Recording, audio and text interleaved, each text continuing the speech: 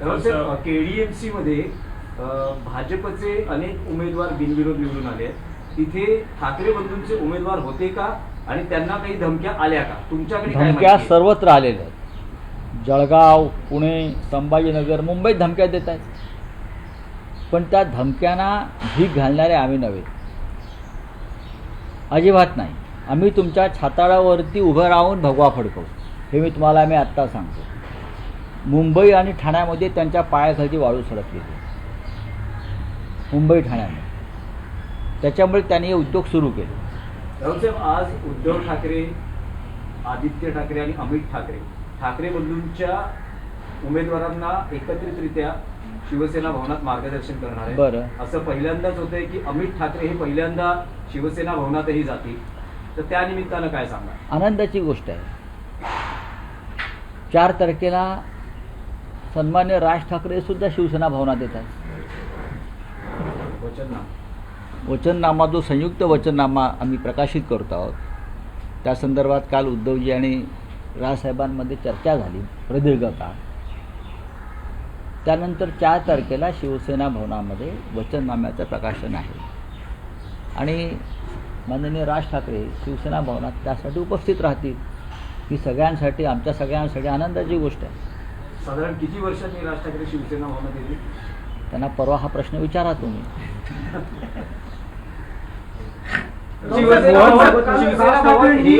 वचननामा जाहीर करण्यासाठी शिवसेना भवन हेच ठिकाण का निवडण्यात? प्रेस कॉन्फरन्स तर ब्ल्यू सीला झाली.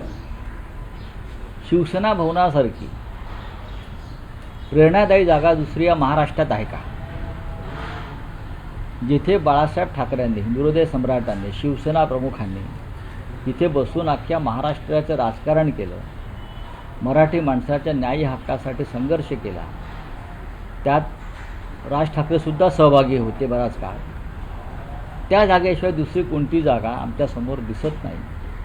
आणि जिथे शिवसेना भवन आहे तिथे आता मनसेचा उमेदवार लढतो आहे ना. अरे विचार काय करताय, मी सांगतो ना.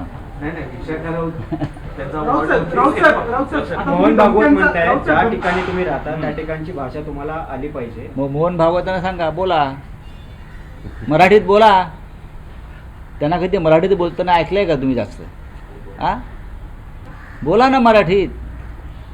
नाव भागवत आहे ना तुमचं.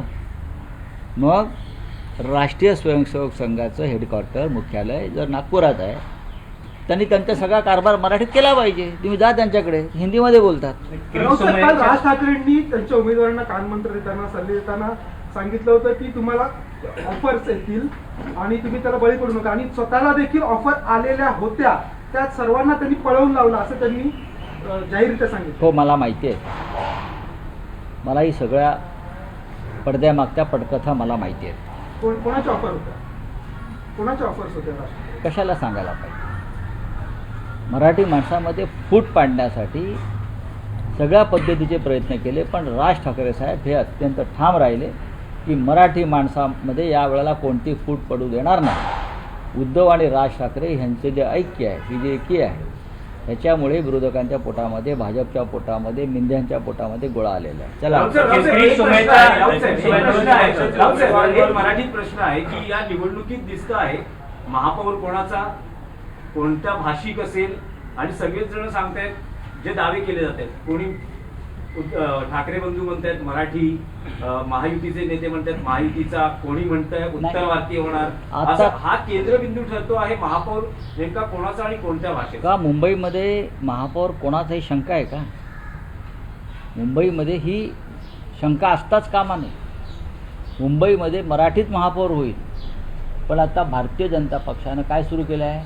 मुंबईचा महापौर हिंदू होईल. बरोबर ना? हिंदू होईल.